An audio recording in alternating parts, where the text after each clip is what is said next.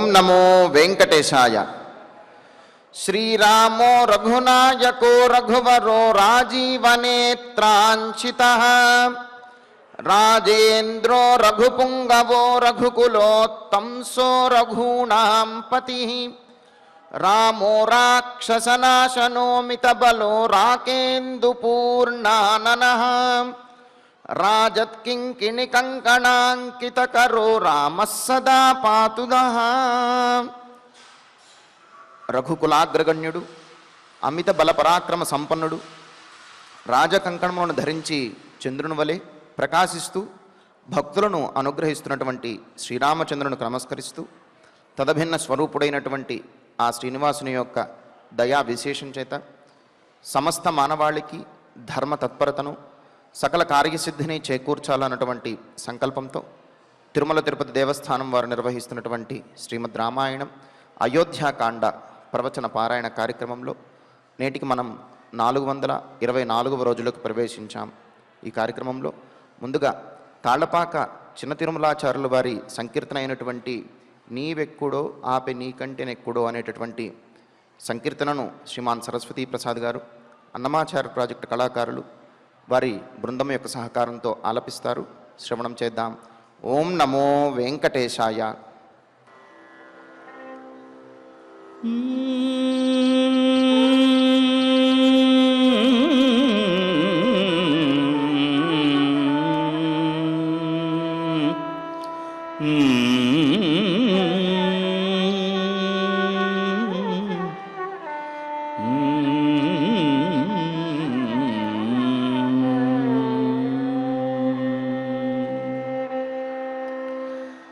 నీవెక్కుడో ఆపె నీకంటే నెక్కుడో రావయ్యా తిరుపతి రఘురామచంద్ర.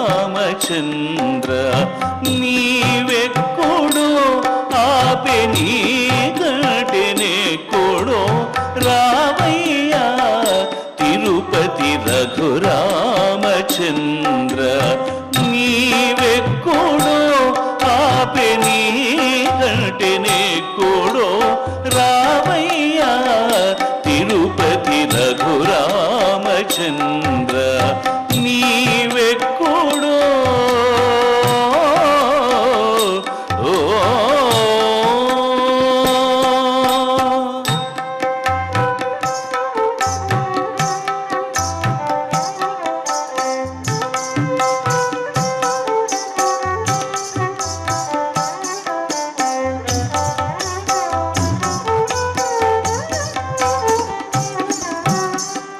తుమురుగదనుజుల తోలి తొప్పరలాడి, తుమురుగదనుజుల తోలి తొప్పరలాడి అమరంగా గెలిచితి నందు.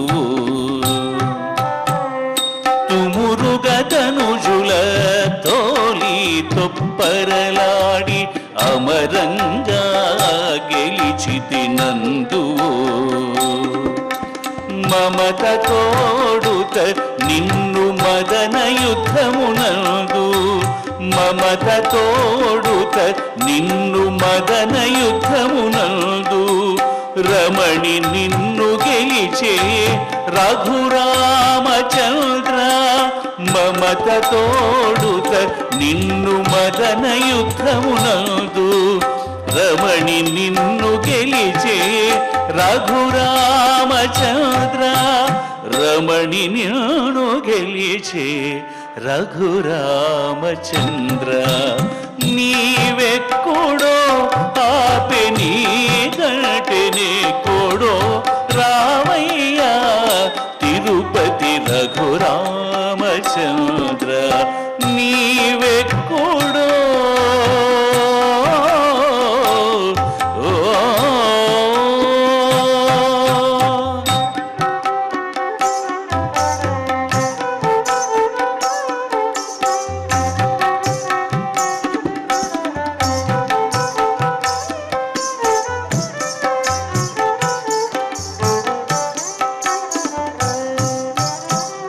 తవిలి శివుడు కాశీ తారక బ్రహ్మమణి, తవిలి శివుడు కాశితారక బ్రహ్మమని ఇవల నిన్నుపదేశమీయగా. కవిలి శివుడు కాశితారక బ్రహ్మమని ఇవల నిన్నుపదేశమీయగా. నవమై శ్రీ వెంకట నాథమరుతంత్రము, నవమై శ్రీ వెంకట నాథమరుతంత్రము రవళి నీకు ఈ పెగిచ్చే రఘురామచంద్ర. నవమై శ్రీ వెంకట నాథమరుతంత్రము రవళి నీకు ఈ పెగిచ్చే రఘురామచంద్ర. రవళి నీకి పెయిచ్చే రఘురామచంద్ర.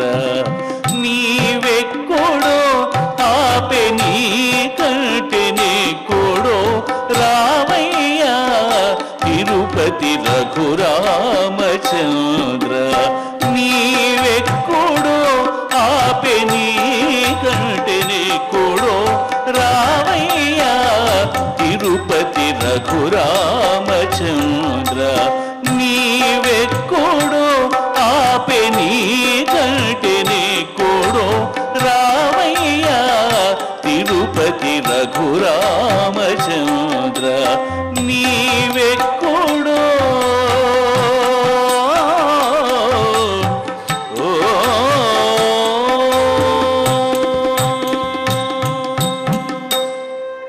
దివ్యమైనటువంటి సంకీర్తనను శ్రవణం చేశాం.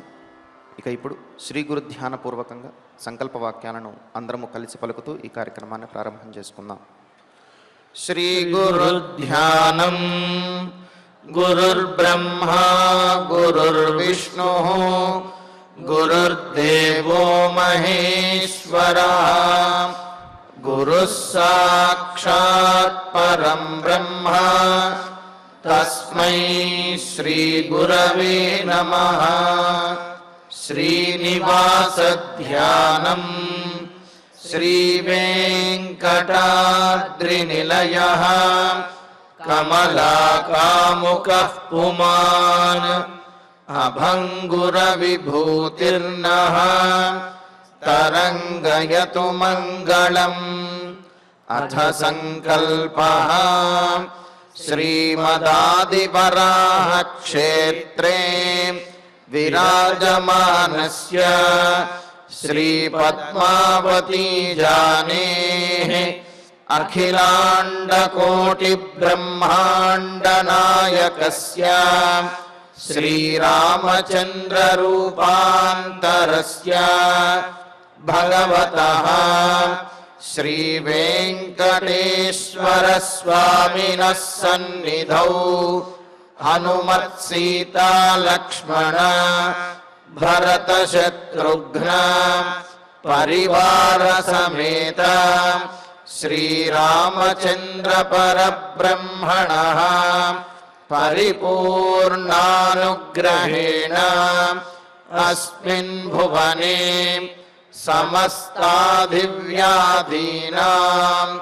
నివారణార్థం భారతవర్షే విద్యావిత్తవాణిజ్య కృషివైద్యవైజ్ఞానిక దేశరక్షణాదిరంగేషు విద్యమానానాం ఆస్తిక మహాజనానాం సర్వేషాం సకుటుంబానాం ఆయురారోగ్యైశ్వర్య సద్బుద్ధీత్యాది సర్వశుభఫలప్రాప్త్యర్థం ధర్మాచరణద్వారా శ్రీరామరాజ్యస్య పునర్వ్యవస్థాపనార్థం ఉద్యోగార్థినాం సముచితోద్యోగప్రాప్త్యర్థం దంపతీనాం అనుకూలదాంపత్యసిద్ధ్యర్థం సంతానస్య పితృవాక్య పరిపాలనానుకూల బుద్ధి ప్రచోదనార్థం సకల కార్య సిద్ధ్యర్థం గో సంరక్షణార్థం చ శ్రీమద్వాల్మీకి రామాయణే అయోధ్యాకాండే యథాశక్తి శ్లోకం వ్యాఖ్యాన పురస్సరం సప్తపంచాశ సర్గ శ్లోక పారాయణం తథా శ్రీధన్వంతరి మంత్ర పారాయణం చ అన్యోన్య సాహాయ్యేన ఆచార్య ముఖేన కరిష్యామహే. శ్రీ వాల్మీకి ప్రార్థనా కూజంతం రామ రామేతి మధురం మధురాక్షరం ఆరుహ్య కవితా శాఖాం వందే వాల్మీకి కోకిలం. శ్రీ ఆంజనేయ ప్రార్థనా మనోజవం మారుతతుల్యవేగం జితేంద్రియం బుద్ధిమతాం వరిష్టం వాతాత్మజం వానరయూథముఖ్యం శ్రీరామదూతం శిరసా నమామి. శ్రీరామాయణ ప్రార్థనా వాల్మీకిగిరి సంభూత రామసాగరగామిని పునాతి భువనం పుణ్యా రామాయణ మహానదీ. శ్రీరామ ప్రార్థనా అయోధ్యాఖ్యేతు గుర్వర్ధే త్యక్త్వా రాజ్యం గిరౌ వసన్ పాదుకే భరతాయాదాత్ సరామ శరణం మమ. శ్రీరామచంద్ర పరబ్రహ్మణే నమః. అథ శ్రీమద్ రామాయణే ఆదికావ్యే అయోధ్యాకాండే సప్తపంచాశః సర్గః. శ్రీమన్నారాయణ చరణౌ శరణం ప్రపద్యే. శ్రీమతే నారాయణాయ నమః. శ్రీరామాయ నమః. వాతాయన గతానాంచ స్త్రీణామన్వంతరాపణం రామశోకాభితప్తానాం శుశ్రావ పరిదేవనం. రామచంద్రమూర్తిని ఆ గంగానదీ తీరంలో, ఆ గంగానదిని దాటే సమయంలో విడిచిపెట్టి వెనుకకు తిరగటానికి బయలుదేరినటువంటి సుమంత్రుల వారు గుహుని వద్ద ఆగి రాముడు చిత్రకూట పర్వతానికి చేరుకున్నాడు అని చెప్పి అక్కడ నివాసం ఉంటున్న విషయాన్ని తెలుసుకున్నటువంటి వాడై గుహుని యొక్క చారుల ద్వారా, గూఢచారుల ద్వారా తెలుసుకున్నటువంటి వాడై ఇక గుహుని దగ్గర నుంచి బయలుదేరి అయోధ్యానగరంలోకి ప్రవేశించాడు సుమంత్రుల వారు. మరి అప్పటికి అయోధ్యానగరం అంతా కూడా శోకసాగరంలో మునిగిపోయినట్లుగా ఎంతో కోలాహలముగా ఉండవలసినటువంటి అయోధ్యానగరము ఇప్పుడు మరి శోకంతో నిశ్శబ్దంగా ఉండేటప్పటికీ సుమంత్రుల వారి మనస్సులో పరిపరి విధాల ఆలోచనలు. మహారాజుకి ఏమైంది, కౌసల్యాదేవికి ఏమైంది అన్నట్లుగా అలా ఆలోచిస్తూ త్వరగా ఆ అయోధ్యానగరంలోకి ప్రవేశించేటప్పటికీ అందరూ కూడా రాముడినే తలుచుకుని బాధపడుతూ ఉన్నాడు. ఎందుకు అంతగా వారు తలుచుకుంటున్నారు అంటే, రాముడు అయోధ్యానగరంలో ఉన్నప్పుడు తమ యోగక్షేమములన్నీ కూడా చిన్నపిల్లల దగ్గర నుంచి పెద్దవారి వరకు, వృద్ధుల వరకు కూడా తమ యోగక్షేమాలన్నీ కూడా రామచంద్రమూర్తి దగ్గర ఉండి చూసేవాడు. తాము ఆచరించే సకల విధములైనటువంటి ధర్మపరమైనటువంటి కార్యక్రమములలో రాముడు దగ్గరుండి మరి జరిపించేవాడు. ఇది రాజు యొక్క లక్షణం. రాజరికము, రాజపదవి అంటే అది అధికారము కాదు, అది బాధ్యత అనే విషయాన్ని రామచంద్రమూర్తి తాను ఆచరించి ప్రజలందరికీ కూడా అందుబాటులో ఉండి వారందరి యొక్క మన్ననలను పొందినటువంటి వాడు. అందుకే ప్రజలు రాముణ్ణి విడిచి ఉండలేకపోతున్నారు. రాముడు వనవాసానికి వెళితే అంతగా వాళ్ళు బాధపడుతున్నారు. మరి వారి యొక్క ఆ బాధను చూస్తూ రాజవీధిలో వస్తూ ఉంటే మరి కొంతమంది ఈ మగవారు వీరందరూ కూడా రాజవీధిలోకి వచ్చి బాధపడుతూ ఉన్నటువంటి వారు.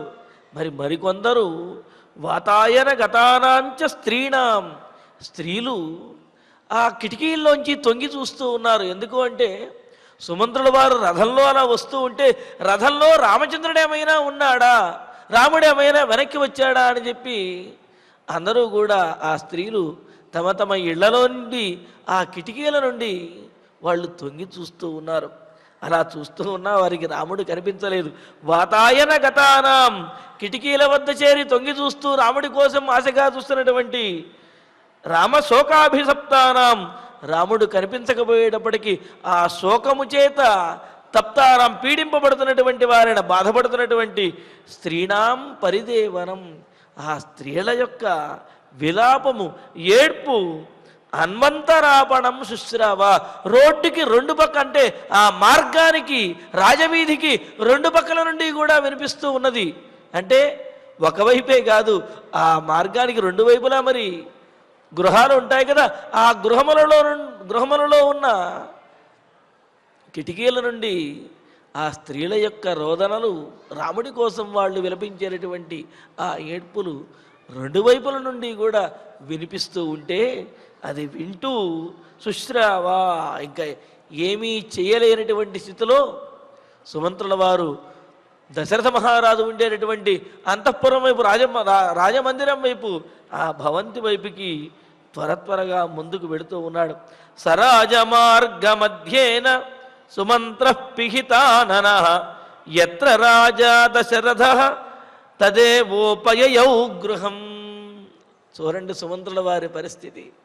సుమంత్రుల వారు చక్కగా ఎప్పుడు ఆనందంగా అలాగా రథంలో వచ్చినా నడుచుకుంటూ వచ్చినా తల ఎత్తుకుని వచ్చేటటువంటి సుమంత్రుడు ఈనాడు అయోధ్యానగరంలోకి ప్రవేశించి వీరందరూ కూడా ఈ విధంగా విలపిస్తూ ఉంటే పైగా వాళ్ళ విలపించడానికి కారణము తానే అని భావిస్తున్నాడు సుమంత్రుడు. ఎందుకని అందరూ కూడా తన వైపుకి అలాగే తాను తీసుకువస్తున్నటువంటి రథంలోకి చూస్తూ ఉన్నారు.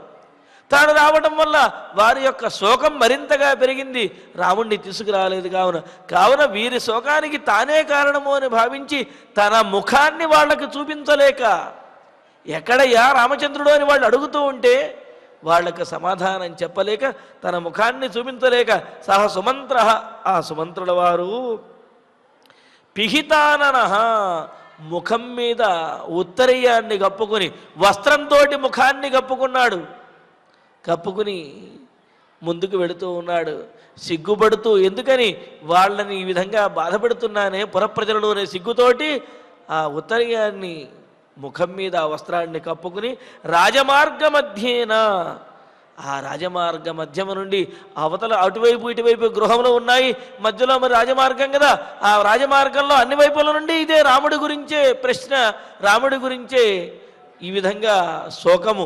దానితో వారికి తన ముఖాన్ని చూపించలేక ఎటు తిప్పుకుందామన్నా ముఖము అటువైపు రాముడి గురించి అడిగేవాళ్ళు కనిపిస్తూనే ఉన్నారు. ఇంకా ఎటు తిప్పలేక ముఖము ఆ వస్త్రాన్ని ముఖం మీద కప్పుకుని వాళ్ళకి ముఖం చూపించలేక రాజా దశరథ యత్ర తద్గృహమేవ ఉపయయౌ, ఎక్కడైతే దశరథ మహారాజు ఉన్నాడో ఆ దశరథ మహారాజు ఉన్నటువంటి భవంతి దగ్గరికి త్వరగా సుమంత్రుల వారు ఆ రథంలో వెడుతూ ఉన్నారు. వెళ్ళి సోవతీర్య రథాశీఘ్రం రాజవేష్మ ప్రవిశ్య చ కక్ష్యా సప్తాభిచక్రామ మహాజన సమాకులా. ఇంకా ఆ రాజభవంతి ఉన్నటువంటి రాజప్రాసాదంలో ఉన్నటువంటి ఆ ప్రధాన ద్వారం ఏదైతే ఉందో, అంటే అయోధ్యానగరంలోకి ప్రవేశించిన తర్వాత రాజభవంతి ఉండే చోట కూడా అక్కడ ప్రాకారములు ద్వారములు ఉంటాయి కదా, అటువంటి రాజభవంతి ఉన్నటువంటి ప్రాకారం దగ్గరికి ప్రవేశించి సహ సుమంత్ర, సుమంత్రుడు రథాత్ అవతీర్య, రథం నుండి దిగి వచ్చి రాజవేష్మ ప్రవిశ్యచ, రాజుగారి యొక్క ఆ అంతఃపురం దగ్గరికి ప్రవేశించి మహాజన సమాకులాహ, అనేక మంది ఆ దశరథ మహారాజు యొక్క మందిరం దగ్గర ఎంతోమంది ఆ రాజభవంతి చుట్టూ కూడా కనిపిస్తూ ఉన్నారు. మహాజన సమాకులాహ, ఎంతోమంది జనులతోటి నిండి ఉన్నది, కానీ మౌనంగా ఉన్నారు అందరూ కూడా. ఒక్కసారి ఆలోచించండి, పెద్ద రాజభవంతి, రాజభవంతి ముందు ఎంతోమంది ఆ అయోధ్యాపుర ప్రజలు, అంతమంది ఉన్నప్పటికీ కూడా ఏమాత్రమూ కోలాహలం లేకుండా అందరూ చాలా మౌనంగా తలలు వంచుకొని బాధపడుతూ ఉన్నారు. అప్పుడు ఏమనిపిస్తుంది? ఆ రాజభవంతిలో ఉన్న వాళ్ళ పరిస్థితి ఏమని తోస్తుంది? చూడండి, ఇక్కడ మహాజన సమాకులాహ, దశరథ మహారాజు బయటకు రాకపోవటంతో ఆ రాజమందిరం దగ్గరకే వచ్చి చేరుకున్నారు అందరూ కూడా. ఎందుకు అంటే రాముణ్ణి వనవాసానికి పంపించాడు కదా దశరథ మహారాజు, మరి దానికి కారణములు అడగాలి, అలా వద్దు అని చెప్పాలి, పంపించిన వాడిని తీసుకురమ్మని చెప్పాలి. వీటన్నిటి కోసమని చెప్పి పాపం ప్రజలందరూ కూడా మహారాజును కలిసి తమ తమ అభిప్రాయములను తెలియజేయటం కోసమని, తమ ప్రార్థనను మొరలను వినిపించడం కోసమని ఆ రాజమందిరం దగ్గరికి, రాజభవంతి దగ్గర అందరూ కూడా చేరి ఉంటే దశరథ మహారాజు ఏమో లోపల నుండి బయటికి వచ్చే పరిస్థితిలో లేడు. మరి అటువంటి పరిస్థితిని చూస్తూ సుమంత్రుల వారు ఆ రాజభవంతి దగ్గర ఉన్న వారందరినీ చూసుకుంటూ కక్ష్యాహ సప్త అభిచక్రామ, ఆ రాజభవనంలోకి 7 వాకిళ్లను 7 ద్వారాలను దాటుకుంటూ ముందుకు వెళ్ళాడు. అలాగా మరి ఆ భవంతిలోకి ప్రవేశిస్తే ప్రతి ద్వారం దగ్గర కూడా ఎంతోమంది ప్రజలు, పరిచారకులు, అదేవిధంగా రాముని మీద అభిమానంతో వచ్చినటువంటి వారు, దశరథుడిని కలుద్దామని వచ్చినటువంటి వారు, వారందరినీ దాటుకుంటూ 7 ద్వారాలను దాటి లోపలికి వెళ్ళాడు. హర్మ్యైర్విమానై ప్రాసాదై అవేక్ష్యాధ సమాగతం హాహాకార కృతానార్య రామాదర్శన కర్షితా.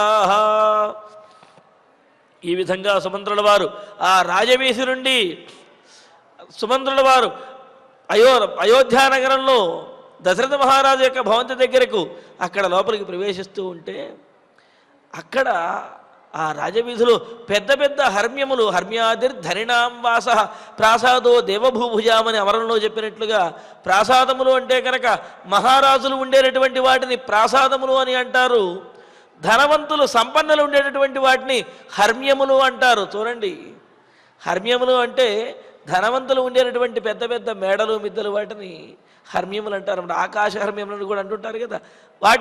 వాటి నుండి చూస్తున్నటువంటి వారందరూ కూడా, అంటే ఎత్తైనటువంటి అంతస్తుల నుండి సుమంత్రుల వారిని, ఆ ఖాళీగా ఉన్నటువంటి రథాన్ని చూస్తున్నటువంటి వారందరూ కూడా హర్మ్యై విమానై, విమానములు అంటే కనుక భవంతుల యొక్క శిఖర ప్రాంతం ఏదైతే ఉందో ఆ శిఖరమును విమానము అని అంటారు. మరి ఆ విధంగా ఆ 7 అంతస్తుల భవనముల నుండి, అలాగే ప్రాసాదై, అనేక ప్రాసాదములు అంటే రాజభవంతులు ఏవైతే ఉన్నాయో రాజప్రాసాదములు, ఆ ప్రాసాదములలో ఉన్న పై అంతస్తు నుండి చూస్తున్నటువంటి నార్య, స్త్రీలు, ఇలాగ మరి సుమంత్రుల వారు ఖాళీగా ఉన్నటువంటి రథంతో అలా రాజ వీధిలో వెళుతూ ఉంటే ఆ దశరథ మహారాజు భవంతి దగ్గరకు వస్తూ ఉంటే ఆయనను చూచి సమాగతం అవేక్ష్య, రాముడు లేకుండా ఒంటరిగా వచ్చినటువంటి సుమంత్రుల వారిని చూచినటువంటి వారై రామ అదర్శన కర్షితా హాహాకారకృతా, రాముణ్ణి చూడకపోవటం వల్ల రామదర్శనం కాలేదు అనే బాధతో కృషించిపోయినటువంటి వారై, మరింత దుఃఖాన్ని పొందినటువంటి వారై హాహాకారకృత, హాహాకారాలు చేశారు. హాహాకారములంటే తమకేదైనా అపాయం వచ్చినప్పుడు, అటువంటి సమయంలో తమకేదైనా తీరనటువంటి దుఃఖం వచ్చినప్పుడు చేసేటటువంటి అరుపులు, వాటినే హాహాకారములు అని అంటారు. అలాగే ఆనందం కలిగినప్పుడు చేసేటటువంటి ధ్వనులను హర్షధ్వానములు అని చెప్పి అంటారు. మరి ఇలాగా ప్రాణాపాయ పరిస్థితి వచ్చినప్పుడు ఎంతగా విలపిస్తారో అంతగా హాహాకారాలు చేస్తూ ప్రజలందరూ కూడా మరి ఆ సుమంత్రుల వారిని చూచి వారి యొక్క దుఃఖం మరింతగా పెరిగింది. అలాగా బాధపడుతూ ఉంటే ఆయతైర్విమలైర్నేత్రై అశ్రువేగ పరిప్లుతై అన్యోన్యమభివీక్షంతే వ్యక్తమార్తతరా స్త్రియ ఆయతై అనంటూ స్త్రియ ఆ స్త్రీలు ఆర్తతరాహ మరింత ఆర్తిని పొందినటువంటి వారై ఆయతై విమలై దీర్ఘములైనటువంటి విశాలమైనటువంటి వారి నేత్రములు ఎటువంటి వారి నేత్రములు ఆ కళ్ళలో అమాయకత్వం తప్ప ఏమాత్రము కపటత్వం అనేదే లేదు. స్వచ్ఛంగా నిర్మలంగా ఉన్నటువంటి నేత్రములు, పెద్దమైనటువంటి నేత్రములు, అందమైనటువంటి నేత్రములు. అటువంటి విశాలమైన స్వచ్ఛమైనటువంటి నేత్రములలో అశ్రు వేగ పరిప్లుతై వేగముగా ధారాపాతంగా వస్తున్నటువంటి ఆ కన్నీళ్లతో ఉన్నటువంటి నేత్రై నేత్రములతోటి కన్నులతోటి అన్యోన్యం అవ్యక్తం అభివీక్షంతే ఒకరిని ఒకరు చూసుకుంటూ ఉన్నారట. ఒకసారి ఆ రాజవీధిలోకి సుమంత్రుల వారిని చూడటము, అలాగే తమ పక్కన ఉన్నటువంటి వారిని ఆ ఆడవారు ఒకరినొకరు చూసుకోవటము. అంటే సుమంత్రుల వారిని చూచిన తర్వాత ఆయన ఒంటరిగా వచ్చాడు అంటే రామచంద్రమూర్తి రాలేదనే విషయం తెలిసేటప్పటికీ వీరికి నోట మాట కూడా రావటం లేదు. దానితోటి కన్నీళ్లతో నిండినటువంటి ముఖంతో వాళ్ళు పరస్పరం చూసుకుంటున్నారు తప్ప కనీసం మాట్లాడుకోవడానికి నోరు కూడా రావటం లేదు. అంటే ఏమిటి? కంఠం గద్గదం అయిపోయింది. శోకము కంఠానికి అడ్డుపడుతూ ఉంటే నోట వెంట మాట రాక ఆ స్త్రీలు ఒకరిని ఒకరు చూసుకుంటూ కన్నీరు మున్నీరుగా విలపిస్తూ ఉన్నారు. ఆ తరువాత తతో దశరథ స్త్రీణాం ప్రాసాదేభ్యస్తతస్తతః రామశోకాభిసప్తానాం మందం శుశ్రావజల్పితం. ఇంకా ఈ విధంగా అయోధ్యానగరంలో ఉన్నటువంటి ఆ స్త్రీలందరూ అనుకుంటూ ఉంటే ఇక దశరథ మహారాజు యొక్క స్త్రీలు 350 మంది ఉన్నారు అని చెప్పి అనుకున్నాం కదా. మరి వారందరూ తతః ఆ తర్వాత రామ శోకాభితప్తానాం రాముడికి దూరం అవ్వడం వల్ల కలిగినటువంటి శోకము చేత పీడించబడి కృషించినటువంటి వారైన దశరథ స్త్రీణాం దశరథుని యొక్క అంతఃపుర స్త్రీలు ఎవరైతే ఉన్నారో భార్యలు, వారి యొక్క మందం జల్పితం మెల్లగా వారు మాట్లాడుకుంటూ బాధపడుతూ మెల్లగా ఏడుస్తూ మాట్లాడుకుంటున్నటువంటి ఆ మాటలను వింటున్నాడు. తతస్తతః ప్రాసాదేభ్య శుశ్రావా ఆయా రాజమందిరముల నుండి ఆ మాటలు సుమంత్రుల వారికి వినిపిస్తూ ఉన్నాయి. ఎందుకంటే మరి మధ్యలో వెళుతూ ఉన్నాడు రాజమార్గంలో, అటు ఇటు కూడా ఆ రాజవీధిలో రాజప్రాసాదములు ఉన్నాయి కదా. దశరథ మహారాజు యొక్క మందిరానికి దగ్గరలోనే ఈ రాజప్రసాదములన్నీ కూడా ఉన్నాయి. కావున వారి యొక్క దశరథుని యొక్క భార్యల మాటలు మెల్లమెల్లగా వినిపిస్తూ ఉన్నాయి. అంటే అటు ఒకవైపున ఏడుపు, ఆ ఏడుపులోనే మెల్లమెల్లగా మాటలు వినిపిస్తూ సహ రామేణ నిర్యాతః వినా రామమిహాగతః సూతః కిన్నామ కౌసల్యాం శోచంతీం ప్రతివక్ష్యతి. ఇదిగో చూడు, సుమంత్రుడు రాముడితో పాటు వెళ్ళాడు, రాముడు లేకుండా ఒక్కడే తిరిగి వచ్చాడు అని చెప్పి సుమంత్రుల వారి గురించి వాళ్ళందరూ అనుకుంటూ ఉంటే విన్నాడు. దానికి కూడా ఆయన ఏమీ బాధపడలేదు, నిజమే కదా అనుకున్నాడు. కానీ మరొక మాట అన్నారు, ఏమని చూడండి. సూతః సారథి అయినటువంటి సుమంత్రుడు రామేణ సహ నిర్యాతః రాముడితోటి కలిసి రాముణ్ణి తీసుకుని ఈ అయోధ్యానగరం నుండి బయటకు వెళ్ళాడు. రాముణ్ణి తీసుకుని రథంలో రామం వినా ఇహ ఆగతః రాముణ్ణి విడిచిపెట్టి రాముడు లేకుండా సుమంత్రుడు ఒక్కడే ఇక్కడికి వచ్చాడు.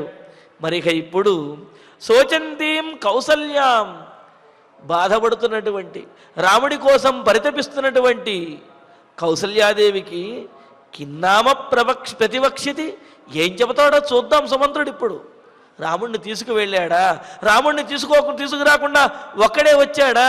సరే, మనందరి యొక్క శోకం ఒకెత్తు అయితే మరి కన్న తల్లి కౌసల్యాదేవి శోకం ఇంకెంత దారుణంగా ఉంటుందో ఆమెకు సుమంత్రుడు ఏం సమాధానం చెబుతాడమ్మా అని చెప్పి వాళ్ళు అనుకుంటూ ఉంటే అదంతా వింటూ మునుముందుకి ఆ దశరథ మహారాజు యొక్క భవంతి దగ్గరికి సుమంత్రుల వారు వెళుతూ యథాచమన్యే దుర్జీవం ఏవం నసుకరం ధ్రువం ఆచ్ఛిద్య పుత్రే నిర్యాతే కౌసల్యా యత్ర జీవతి. మనల్నందరినీ దాటుకుని వెళ్ళడం, మనం ఈ విధంగా బాధపడుతున్నా అడుగుతున్నా సరే మనకు సమాధానం చెప్పేసి గంగా నదీ తీరంలో గంగలో విడిచిపెట్టొచ్చాడు రామచంద్రమూర్తిని అని చెప్పి చెప్పటం మనందరి దగ్గర తేలికే అవ్వచ్చు, మనకు సమాధానం చెప్పవచ్చు కాక సుమంత్రుడు. కానీ కన్నతల్లి అయినటువంటి రాముని తల్లి ఆ కౌసల్యాదేవి దగ్గర ఏం చెప్పగలుగుతాడు? యథా దుర్జీవం, ఏ విధంగా అయితే మన జీవితం అంటే రాముణ్ణి కోల్పోయినటువంటి మన జీవితము దుఃఖంగా దుర్జీవం జీవించడానికే చాలా ఇబ్బందికరంగా ఉన్నదో దుర్భరంగా ఉన్నదో, ఏవం కౌసల్య, మరి ఆ కౌసల్యాదేవి పుత్రే నిర్యాతి సతి, కన్నకుమారుడు లేక లేక కలిగినటువంటి తన కన్నబిడ్డ రామచంద్రమూర్తి నిర్యాతే సతి, తాను వద్దన్నా సరే వినకుండా అకారణంగా అంటే ఏమిటి, ఏ తప్పు చెయ్యనటువంటి రామచంద్రమూర్తి తన బిడ్డ ధర్మాత్ముడు సుగుణాభిరాముడైనటువంటి రాముడు నిర్యాతే దూరంగా విడిచి వెళ్ళిపోతే ఆచ్ఛిద్య జీవతి యత్ర, బలవంతంగా తనకు జీవించేటటువంటి శక్తి లేకపోయినా తాను జీవించలేకపోయినప్పటికీ కూడా ఎలాగో ప్రాణములను గట్టిగా బిగబట్టుకుని జీవిస్తున్నటువంటి ఆ కౌసల్యాదేవి దగ్గరికి సుమంత్రుల వారు వెళితే ఆమె అడిగేటటువంటి ప్రశ్నకు సమాధానం చెప్పలేక తాను చెప్పేటటువంటి సమాధానంతో కౌసల్యాదేవి ఏమైపోతుందో అని చెప్పి భయపడుతూ సుమంత్రుడు ఎలా సమాధానం చెప్పగలడు? నా సుకరం ధ్రువం మన్యే, ఇలాగ కన్నబిడ్డకు దూరమై అందులోనూ ఆ బిడ్డ సకల సుగుణాభిరాముడైనటువంటి వాడు లేక కలిగినటువంటి వాడైన రాముడికి దూరమై కౌసల్యాదేవి జీవించడం అనేది చాలా దుర్భరము అని అనిపిస్తున్నది. మరి అటువంటి కౌసల్యాదేవి దగ్గరికి వెళ్ళి సుమంత్రుల వారు ఏం మాట్లాడతాడో చూద్దాం. ఏం మాట్లాడగలడు అసలు అని చెప్పి అనుకుంటూ, సత్యరూపంతు తద్వాక్యం రాజ్ఞ స్త్రీణాం నిశామయన్ ప్రదీప్తమివ శోకేన వివేశ సహసా గృహం. అప్పటికే సుమంత్రుల వారు వీరందరి యొక్క శోకాన్ని చూచి బాగా శోకంతో ఆయన కూడా దుఃఖంతో పీడించబడి కుమిలిపోతూ ఉన్నాడు. అలా కుమిలిపోయేటటువంటి వాడి దగ్గర ఈ మాటలు ఏవైతే ఉన్నాయో ఇవి మరింత భయపెడుతూ ఉన్నాయి. అంతే కదా, వెలుగుతున్నటువంటి కాగడా మీద కాస్త నూనె పోస్తే మరింతగా ఏ విధంగా అయితే వెలుగుతుందో అగ్గి మీద గుగ్గిలం అన్నట్లుగా అలాగా ఇక్కడ ఇప్పటికే బాధపడుతూ ఎలా దశరథ మహారాజుకు చెప్పాలి, ఎలా దశరథ మహారాజు పరిస్థితి ఏమిటో, ఎవరితో ఏ విధంగా మాట్లాడాలి అని చెప్పి భయపడుతూ బాధపడుతూ వెళుతున్నటువంటి సుమంత్రుల వారికి ఈ మాటలు వినిపించేటప్పటికీ పోనీ ఈ మాటలు ఏమైనా నిజాలే కదా. అదే అంటున్నాడు, రాజ్ఞ స్త్రీణాం, దశరథ మహారాజు యొక్క ఆ భార్యలు ఎవరైతే ఉన్నారో అంతఃపురంలో ఉన్నటువంటి స్త్రీలు వారు మాట్లాడినటువంటి సత్యరూపం తద్వాక్యం, నిజమైనటువంటి ఆ మాటను నిశామయన్ వింటూ, నిజమే కదా, ఇప్పుడు కౌసల్యాదేవి దగ్గర ఏ విధంగానే మాట్లాడాలి, ఏం చెప్పనా మీకు అని అనుకుంటూ శోకేన ప్రదీప్తం ఇవ, కలుగుతున్నటువంటి శోకమే మరింతగా పెరిగినటువంటిదై దహించుకుపోతూ ఆ శోకము చేతే దహించబడుతూ గృహం సహసా వివేశ, ఆ గృహంలోకి కౌసల్య భవనంలోకి దశరథ మహారాజు కౌసల్య ఉన్నటువంటి ఆ భవంతి దగ్గరికి సహసా ప్రవివేశ, సాహసంతో, సహస అంటే ఇక్కడ సహస అనే అర్థానికి ఆలోచించకుండా ఏమీ తోచకుండా ఏం చెయ్యాలి అనే ఆలోచన లేకుండానే వెళ్ళిపోయాడనమాట. సరే, ఏం జరిగితే జరిగింది, ఏది ఏమైనప్పటికీ నేను వారి దగ్గరికి వెళ్ళి సమాచారాన్ని తెలియచేయవలసినదే, అంతే కదా. మరి సేవకుల యొక్క లక్షణం తాము తీసుకొచ్చినటువంటి వార్త, తాము చేసినటువంటి కార్యము రాజుగారికి ఇష్టమైనప్పటికీ ఇష్టం కానప్పటికీ కూడా ఆ వార్తను తెలియజేయవలసినదే, అది వీరి యొక్క బాధ్యత. అందుకనే ఇక్కడ సహసా విచారించకుండా తాను ఆ మాట చెబితే దశరథుడికి ఏమవుతుందో కౌసల్యాదేవికి ఏమవుతుందో అనేక ఈ విచారాన్ని ఆలోచనను పక్కన పెట్టేశాడు. ఏదైతే అదయింది అని చెప్పి ఆ వివేశ దశరథుని యొక్క ఆ కౌసల్యాదేవి ఉన్నటువంటి ఆ మందిరంలోకి ప్రవేశించాడు. అంటే రాముణ్ణి గంగానది దగ్గర విడిచిపెట్టినటువంటి విషయాన్ని దశరథ మహారాజుకి కౌసల్యాదేవికి చెప్పాలా చెప్పక్కర్లేదా? పోనీ అలా కాకుండా వాక్యాన్ని ఆ మాటను ఏమైనా మార్చి చెప్పాలా? చెప్పిన తర్వాత వాళ్ళు అడిగే ప్రశ్నలకు ఏ విధమైనటువంటి సమాధానాలు చెప్పాలి? అసలు వెళ్ళనా వద్దా అనే ఇటువంటి ఆలోచనలు ఇవేమీ చెయ్యకుండా వెళ్ళడమే నా కర్తవ్యం, అక్కడికి వెళ్ళి తీరాలి, దశరథుని కలిసి తీరాలి అని చెప్పి ఆ మందిరంలోకి, దశరథుని యొక్క భవంతిలోకి ప్రవేశించాడు. సప్రవిశ్యాష్టమీం కక్ష్యాం రాజానం దీనమాతురం పుత్రశోక పరిద్యోనం అపశ్యత్ పాండురే గృహే. ఇంకా 7 ద్వారాలు దాటుకుని ఆ లోపలికి వెళ్ళిన తర్వాత సహా సుమంత్రుడు కౌసల్యాదేవి భవంతి యొక్క, ఎందుకు ఇక్కడ కౌసల్యాదేవి భవంతి అంటే, రాముడు వనవాసానికి వచ్చేసిన తర్వాత దశరథ మహారాజు తనను కౌసల్యాదేవి భవంతికి తీసుకువెళ్ళండి అని అంటే అప్పుడు కౌసల్యాదేవి భవంతికి తీసుకువస్తారు కదా, అక్కడే ఉండి కౌసల్యాదేవి దగ్గరే ఉండి ఈయన బాధపడుతూ ఉంటాడు కదా. కౌసల్యాదేవి కూడా దశరథ మహారాజు వద్ద కూర్చుని పరిపరి విధాలుగా ఆమె మాట్లాడుతూ ఉంటుంది కదా. మరి అందుకనే ఇక్కడ కౌసల్యాదేవి యొక్క భవంతి ఏదైతే ఉన్నదో, దశరథ మహారాజు కౌసల్య అనేటువంటి భవంతి, ఆ భవంతిలోకి ఆ 8వ ద్వారం లోపలికి ప్రవేశించి దీనం ఆతురం, దీనంగా ఉన్నటువంటి వాడు, దీనమైనటువంటి స్థితి అంటే దశరథ మహారాజు ఏనాడు కూడా దీనమైనటువంటి స్థితిని పొందలేదు. తన యుద్ధంలో ఎంతోమంది రాక్షసులను ఎదుర్కొని ఆ దివ్యాస్త్రములను ఎదుర్కొని ప్రాణాపాయ పరిస్థితి వచ్చినప్పుడు కూడా ఆయన యొక్క శరీరం దెబ్బతిన్నది తప్ప ఆయన యొక్క మనస్సు ఎప్పుడూ కూడా ఆ దీనత్వాన్ని పొందలేదు, తేజస్సు ఏనాడు కూడా తగ్గలేదు. కానీ ఈనాడు రాముడు దూరమైనటువంటి ఆ శోకముతోటి దీనత్వాన్ని పొందినటువంటి వాడు ఆతురం దుఃఖిస్తున్నాడు. పైగా రాముడు కనిపిస్తాడేమో అని ఎదురుచూపు, కనిపించడం అనేటువంటి ఆ దుఃఖము, నిరాశ, వీటితోటి పుత్రశోక పరిద్యోనం, పుత్రవియోగ శోకంతో క్షీణించిపోయాడు, కృషించిపోయి ఉన్నటువంటి వాడు. అటువంటి రాజానం దశరథ మహారాజుని పాండురే గృహే అపశ్యతు, తెల్లనైనటువంటి ఆ గృహంలో చూశాడు అని చెప్పి.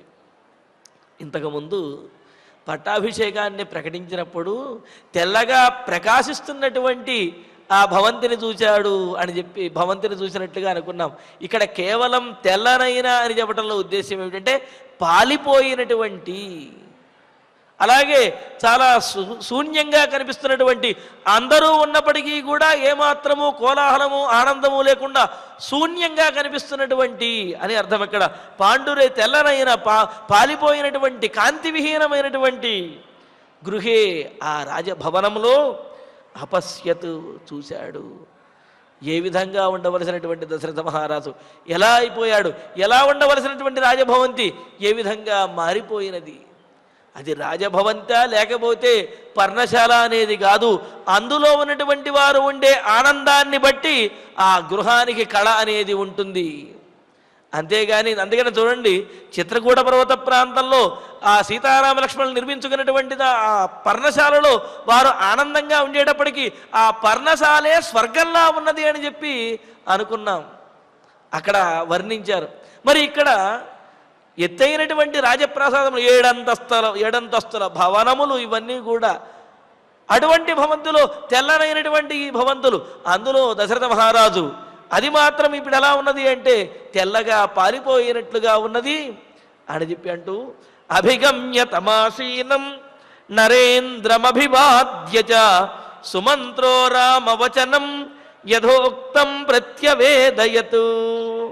ఇంకా సుమంత్రుల వారు ఆసీనం, అలాగా ఆ కౌసల్యాదేవి మందిరంలో ఆ రాజాంతఃపురంలో కూర్చుని ఉండి తలవంచుకు బాధపడుతున్నటువంటి తం నరేంద్రం అభిగమ్య, నరశ్రేష్ఠుడైన ఆ దశరథ మహారాజు దగ్గరకు వెళ్ళి సమీపించి అభివాద్య, మొదట నమస్కరించారు. నమస్కరించి రామవచనం యథోక్తం, రాముడు చెప్పినటువంటి మాటలు ఏవైతే ఉన్నాయో 14 సంవత్సరముల తర్వాత నేను మరలా తిరిగి వచ్చేస్తాను, మా తల్లి కౌసల్యాదేవిని జాగ్రత్తగా చూసుకోండి. దశరథుడితో చెప్పినటువంటి మాటలు కూడా భరతునికి పట్టాభిషేకం చేసి సుఖంగా ఉండండి, నేను మరలా తిరిగి వస్తాను, కావున ఏమాత్రము అధైర్యపడవద్దు అని ఈ విధంగా అనేకమైనటువంటి సాంత్వన వాక్యములు, ఓదార్పు మాటలను తన మాటగా చెప్పమని దశరథ మహారాజుకి, కౌసల్యాదేవికి చెప్పమని చెప్పి సుమంత్రుల వారితోటి రామచంద్రమూర్తి ఆ గంగా నదీ తీరంలో ఏ మాటలైతే చెప్పాడో ఆ మాటలన్నీ కూడా యథోక్తం, రాముడు చెప్పినటువంటి మాటలు ఏవైతే ఉన్నాయో వాటిని అన్నింటినీ ప్రత్యవేదయతు, యథాతథంగా దశరథ మహారాజుకి తెలియజేశాడు. తెలియజేసేటప్పటికీ విన్నాడు దశరథ మహారాజు. సతూష్ణీమే బతశ్రుత్వా రాజా విభ్రాంత చేతన మూర్ఛితోన్యపతద్భూమౌ రామశోకాభిపీడిత. మౌనంగా సుమంత్రుల వారు చెబుతున్నటువంటి రామవచనములన్నీ, రాముడు చెబుతున్న మాటలు, రాముడి మాటలన్నింటినీ కూడా సుమంత్రుల వారి ద్వారా వింటున్నాడు. వింటూ విభ్రాంత చేతన, మరింత భ్రాంతి చెందినటువంటి వాడై, కలవరం చెందినటువంటి వాడై, మనస్సు మరింత పీడించబడి ఈ విధంగా ఇంతటి గొప్ప కుమారుణ్ణా తనకు దూరమయ్యే సందర్భంలో ఏదో ఓదార్పు మాటలు చెప్పడం కాదు, తనకు దూరంగా వెళ్ళిన తర్వాత కూడా, అడవిలోకి ప్రవేశించిన తర్వాత కూడా, అంటే సహజంగా చూడండి, ఏదైనా కార్యాన్ని చేసే ముందు ఆ కార్యం అనేది కష్టమైనది అయినప్పటికీ కూడా ఏదో పెద్దవాళ్ళ కోసమని నేను చూసుకుంటా కదా, నీకేం ఇబ్బంది లేదులే, నువ్వు ధైర్యంగా ఉండు అని చెప్పి ఆ కార్యాన్ని చేయటానికి ప్రారంభిస్తారు. ఆ కార్యం చేయటం మొదలుపెట్టిన తర్వాత అందులో ఉన్నటువంటి కష్టాన్ని చూసిన తర్వాత, అది అనుభవించిన తర్వాత, ఏదో మాట వరసకి ఈ విధంగా వాళ్ళతో అన్నాను కానీ ఎంత కష్టం వచ్చింది, అయినా ఈ కష్టాల్లోకే నన్ను దోసేది, చూస్తూ చూస్తూ పెద్దవాడికి ఆ మాత్రం తెలియదు అని చెప్పి ముందు ఒప్పుకున్నప్పటికీ కూడా ఆ తర్వాత ఆ కష్టాన్ని అనుభవించేటప్పుడు ఒకంత వ్యతిరేకంగా మాట్లాడేటువంటి పరిస్థితి రావచ్చు. కానీ రామచంద్రమూర్తి అరణ్యవాసానికి బయలుదేరేటప్పుడు దశరథునితో ఏ మాటలైతే చెప్పాడో, అరణ్యవాసానికి వెళ్ళి అక్కడ అరణ్యంలో కష్టములు పడే సమయంలో కూడా అవే మాటలు మళ్ళీ దశరథ మహారాజుకి కబురు పంపించాడు. అంటే రాముడు అడవికి వెళ్ళే ముందు, అడవికి వెళ్ళి ఆ కష్టములను అనుభవించేటప్పుడు కూడా తండ్రి యందు ఉన్నటువంటి, తండ్రి మీద ఉన్నటువంటి ఆ ప్రేమ, ఆదరము, అభిమానము ఏమాత్రము ఇసుమంతైనా సరే తగ్గలేదు. రాముడికి ఆ పితృభక్తి ఆ విధంగానే ఉన్నదనే విషయం ఈ మాటల ద్వారా తెలుస్తున్నది. మరి ఇవి విన్నటువంటి ఆ దశరథ మహారాజు తూష్ణీం శ్రుత్వా, అలాగా మౌనంగా వింటూ ఎంతటి గొప్పవాడు నా రామచంద్రుడు అని అనుకుంటూ, మూర్ఛిత రామశోకాభిపీడిత, ఆ దుఃఖం మరింతగా ఎక్కువయ్యేటప్పటికీ మూర్ఛపోయాడు. ఏదైనా అంతే, ఎక్కువగా కనుక కలిగినట్లయితే దుఃఖము, అప్పుడు ఈ నాడీ మండలం స్తంభించేసి శరీరంలో ఇంద్రియములవన్నీ కూడా అదుపు తప్పుతాయి, తద్వారా మనిషి ఆ విధంగా మూర్ఛపోతాడనమాట. అలాగా ఆయన మూర్ఛపోయి భూమౌ న్యపతతు, ఆ ఆసనము నుండి తాను కూర్చున్నటువంటి శయ్య ఏదైతే ఉన్నదో ఆ శయ్య మీద కూర్చుని ఉన్నాడు కదా, మూర్ఛపోయి కింద పడిపోయాడు, భూమి మీద పడిపోయాడు. తతోంతఃపురమావిద్ధం మూర్ఛితే పృథివీపతౌ ఉద్ధృత్య బాహూన్ చుక్రోశ నృపతౌ పతితే క్షితౌ. ఈ విధంగా అలా కూర్చున్నటువంటి మహారాజు కుప్పకూలి కింద పడిపోయేటప్పటికీ తతః పృథివీపతౌ మూర్ఛితే, మహారాజు భూమికి భర్త అయినటువంటి, తమ భర్త అయినటువంటి ఆ దశరథ మహారాజు కింద పడిపోయేటప్పటికీ అంతఃపురం ఆవిద్ధం, ఆ అంతఃపురం అంతా కూడా, మరి అందరూ చాలామంది స్త్రీలు ఉన్నారు కదా, అంతఃపురం అంతా కూడా దుఃఖం చేత ఆవరించబడిపోయింది. వారి యొక్క దుఃఖం మరింతగా పెరిగింది, శోకంతో ఉన్నారు.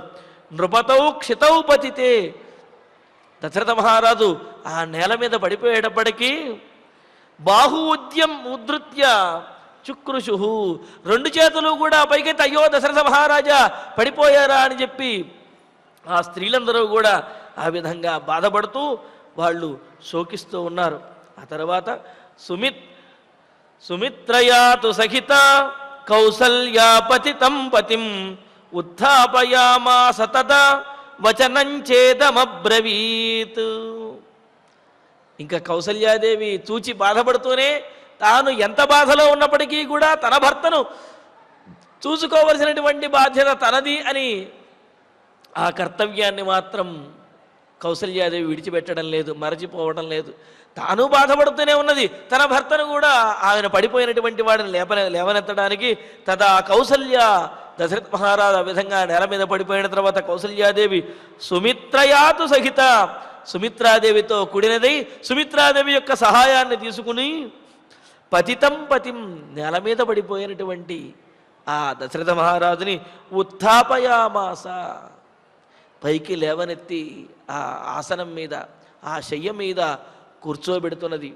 కూర్చోబెడుతున్నా దశరథ మహారాజు విలపిస్తూ ఉన్నాడు, ఆయన మూర్చిపోయి ఉన్నాడు.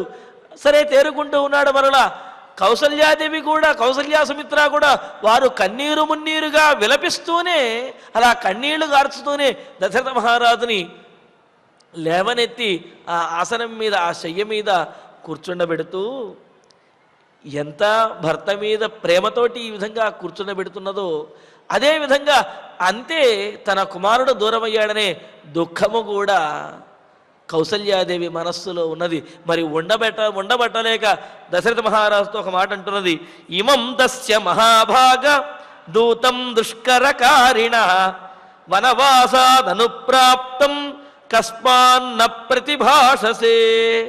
మహారాజా, మీరిచ్చినటువంటి ఆజ్ఞతోటి మన రామచంద్రమూర్తిని అడవిలో వదిలిపెట్టి మీ ఆజ్ఞను పరిపాలించినటువంటి వాడైన ఇదిగో ఈ సుమంత్రుల వారు వస్తే, అలా వచ్చినటువంటి వాడిని మెచ్చుకుని బహుమతి ఇవ్వవలసింది పోయి, మరి అలా మీ మాట వినటువంటి సుమంత్రుడు వస్తే ఈ విధంగా బాధపడతారేమిటి అంటే, ఇక్కడ కాకుస్వరం అంటే తాను అనదలుచుకున్నటువంటి మాటని సాక్షాత్తుగా కాకుండా మరో రకంగా అంటూ ఉన్నదన్నమాట. మీ మాట ప్రకారమే కదా సుమంత్రుల వారు రాముణ్ణి అడవిలో విడిచిపెట్టి వచ్చింది, మరి అటువంటి సుమంత్రుడు వస్తే మీరు సుమంత్రుడితో మాట్లాడరే? అది ఇదంతా కూడా మీరు చేసినటువంటి పనే కదా, దెప్పి పొడవటం అంటారు చూసారా, అలాగా కౌసల్యాదేవి ఈ పరిస్థితుల్లో తాను బాధపడుతూ దశరథ మహారాజుని ఆయన లేవనెత్తుతూనే ఒక్క చురక అంటించడం కోసం అన్నట్లుగా కౌసల్యాదేవి విధంగా అంటున్నదన్నమాట. మహాభాగా, గొప్ప భాగ్యవంతుడైనటువంటి ఓ దశరథ మహారాజా. అంటే ఏమిటి? మీ భాగ్యము అనేదానికి అర్థము కేవలము సంపద అనే అర్థం కాదు.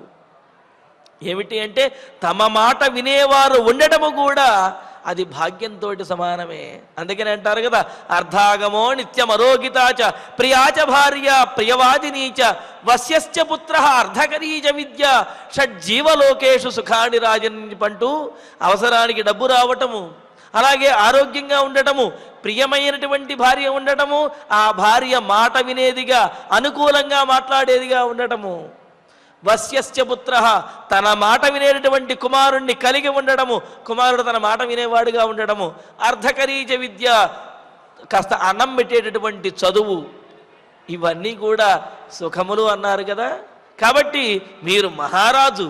ఎందుకు అంటే మీ మాట వినేటటువంటి భార్య, మీ మాట వినేటటువంటి కుమారుడు, మీ మాట వినేటటువంటి పరిజనులు వీళ్ళందరూ కూడా ఉన్నారు. కావున మహాభాగా, గొప్ప భాగ్యవంతుడైనటువంటి దశరథ మహారాజా, వనవాసాదనుప్రాప్తం, వనవాసం నుండి తిరిగి వచ్చినటువంటి వాడు, అడవిలో రాముణ్ణి విడిచిపెట్టేసి, మీ మాట ప్రకారం అడవిలో రాముణ్ణి విడిచిపెట్టేసి తిరిగి వచ్చినటువంటి వాడు, దుష్కరకారిణ, ఎవ్వరూ చెయ్యలేనటువంటి పని చేసినటువంటి వాడు సుమంత్రుల వారు. అంతే కదా, అసాధ్యమైనటువంటి, ఎవరికి చెయ్యడానికి మనసొప్పనటువంటి పనిని ఎంతో మనస్సును దిటవు చేసుకుని, మనస్సును రాయి చేసుకుని మీ మాట ప్రకారము రాముణ్ణి అడవిలో వదిలి వచ్చినటువంటి వాడైన తస్య దూతం, ఆ రాముని యొక్క దూతగా వచ్చాడు. రాముని మాటలను మనకు చెప్పడానికి వచ్చినటువంటి వాడైన ఇమం, ఈ సుమంత్రునితోటి కస్మాన్న ప్రతిభాషసే, ఈ సుమంత్రులతో మీరు మాట్లాడరా? ఇదిగో మీరు చెప్పినటువంటి మాట ప్రకారం రాముడిని అడవిలో విడిచిపెట్టి రాముడి యొక్క దూతగా రాముడి మాటలను మనకు చెప్పడానికి వచ్చినటువంటి ఈ సుమంత్రుడితోటి ఎందుకు మాట్లాడరు దశరథ మహారాజా? ఏదైనా మాట్లాడండి అని చెప్పి కౌసల్యాదేవి దశరథ మహారాజుతో అంటున్నది. మరి ఆ తర్వాత జరిగినటువంటి పరిణామములేమిటి అనే విశేషాలను తర్వాతి ప్రవచనలో తెలుసుకుందాము. ఇక ఇప్పుడు ఆచార్యుల వారి ద్వారా శ్లోకాలను పారాయణ చేసుకుందాము. వాతాయన వాతాయన గతానాంచ గతానాం చ వాతాయన గతానాంచ వాతాయన గతానాం చ స్త్రీణాం స్త్రీణాం అన్వంతరాపణం అన్వంతరాపణం రామశోకాభి రామశోకాభి తప్తానాం తప్తానాం రామశోకాభితప్తానాం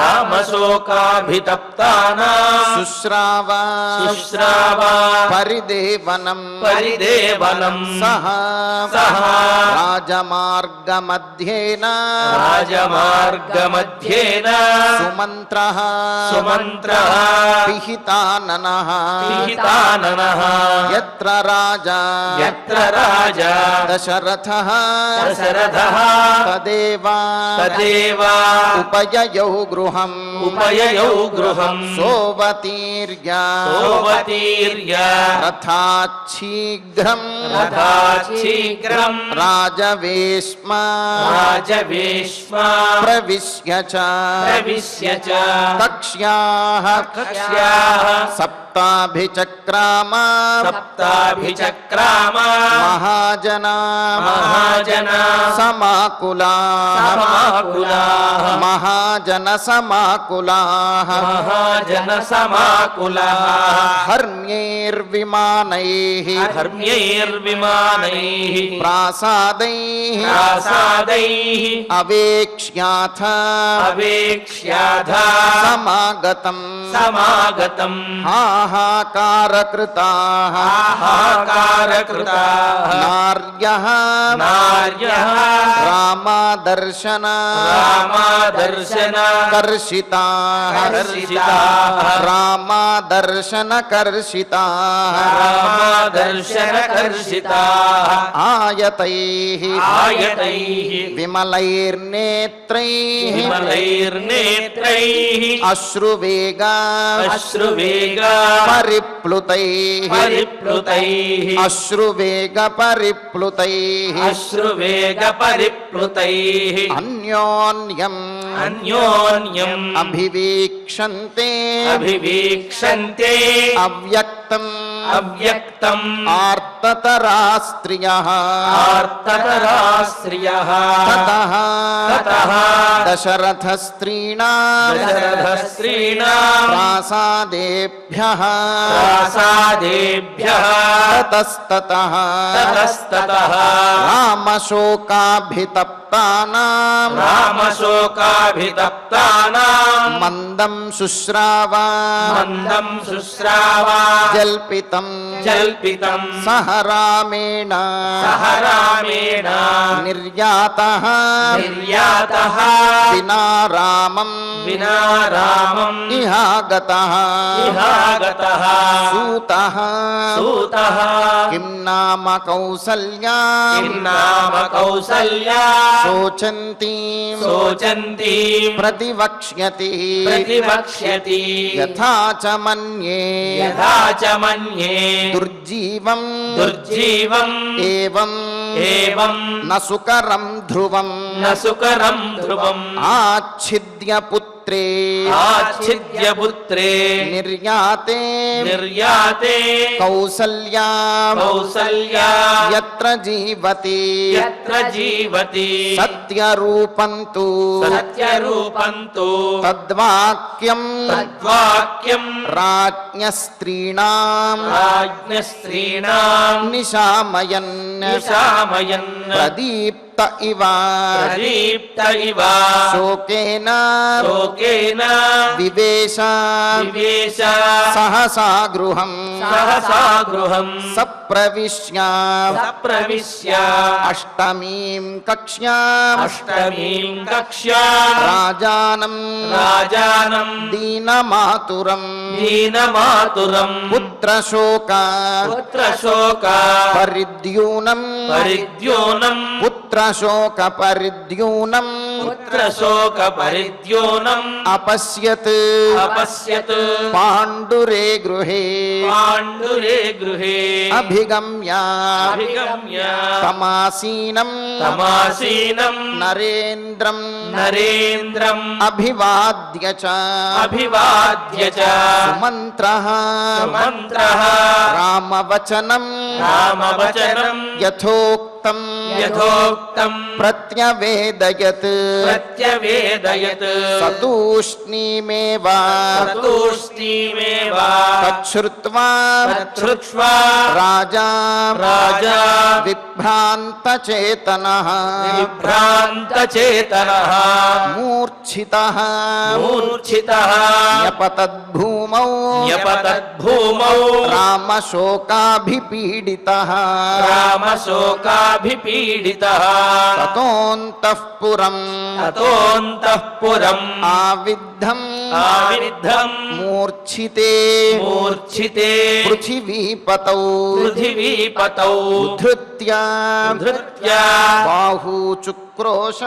బాహూచుక్రోశ నృపతౌ నృపతౌ పతితేక్షితౌ పతితేక్షితౌ సుమిత్రయాతు సుమిత్రయాతు సహిత సహిత కౌసల్యాం కౌసల్యా పతితం పతిం పతితం పతిం ఉత్థాపయామాస ఉత్థాపయామాస తదా తదా వచనం చ వచనం చ ఇదమబ్రవీత్ ఇదమబ్రవీత్ ఇమం తస్య ఇమం తస్య మహాభాగా మహాభాగా దూతం దూతం దుష్కరకారిణః దుష్కరకారిణః వనవాసాత్ వనవాసాత్ అనుప్రాప్తం అనుప్రాప్తం కస్మాత్ కస్మాత్ న ప్రతిభాషసే న ప్రతిభాషసే ఇత్యార్షే ఇత్యార్షే శ్రీమద్ రామాయణే శ్రీమద్ రామాయణే ఆదికావ్యే ఆదికావ్యే అయోధ్యాకాండే అయోధ్యాకాండే సప్తపంచాశే సర్గే సప్తపంచాశే సర్గే పంచదశ శ్లోకాః పంచదశ శ్లోకాః ఫలశ్రుతి నుండి మంగళాంతం వరకు అందరము కలిసి పఠిద్దాం. ఫలశ్రుతి ఆయుష్యమారోగ్యకరం యశస్యం సౌభ్రాతృకం బుద్ధికరం సుఖం చ శ్రోతవ్యమేతన్నియమేన సద్భిః ఆఖ్యానమోజస్కరవృద్ధికామైః శ్రీరామచంద్ర పరబ్రహ్మణే నమః. అథ ధన్వంతరి ధ్యానం అచ్యుతానంత గోవింద విష్ణో నారాయణామృత రోగాన్మే నాశయాశేషాన్ ఆశు ధన్వంతరే హరే ఆరోగ్యం దీర్ఘమాయుష్యం బలం తేజోధియం శ్రియం స్వభక్తేభ్యోనుగృహంతం వందే ధన్వంతరిం హరిం ధన్వంతరేరిమం శ్లోకం భక్త్యా నిత్యం పఠంతి యే అనారోగ్యం న తేషాం స్యాత్ సుఖం జీవంతి తే చిరం.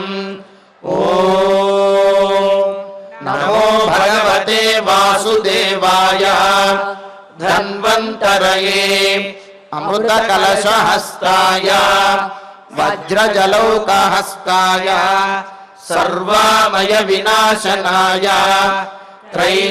త్రైలోక్యనాథాయ మహావిష్ణవే స్వాహా. ఓం వాసుదేవాయ విద్మహే సుధాహస్తాయ ధీమహి తన్నో ధన్వంతరి ప్రచోదయాత్.